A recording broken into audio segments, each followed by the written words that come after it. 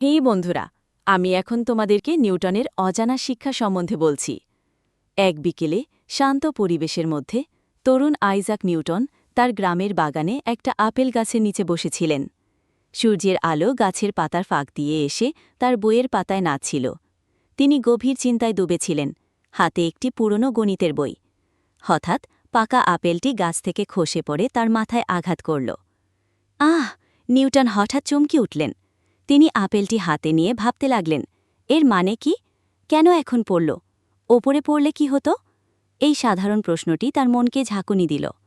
তিনি চারপাশে তাকালেন, গাছের পাতা, পাখির ডানা এবং দূরের পাহাড়, সবকিছু যেন কিছু বলতে চাইছে।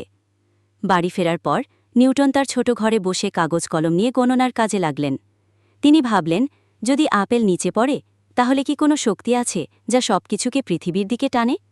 রাত জেগে তিনি গাণিতিক হিসাব শুরু করলেন।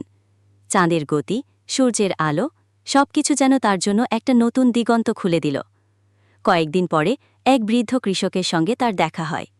কৃষক বললেন, নিউটন, তুমি সবসময় বই পড়ো, আমি একটা জিনিস বুঝতে পারি না, এই গাছের ফল কেন মাটিতে পড়ে? নিউটন হেসে বললেন, আমি এর কারণ জানার চেষ্টা করছি। হয়তো একটা অদৃশ্য শক্তি আছে যা সবকিছুকে মাটির দিকে টানে।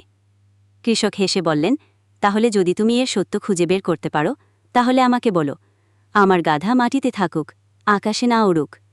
নিউটন তার হাসি দিয়ে উত্তর দিলেন, কিন্তু তার মনে এক নতুন স্বপ্ন জন্ম নিল।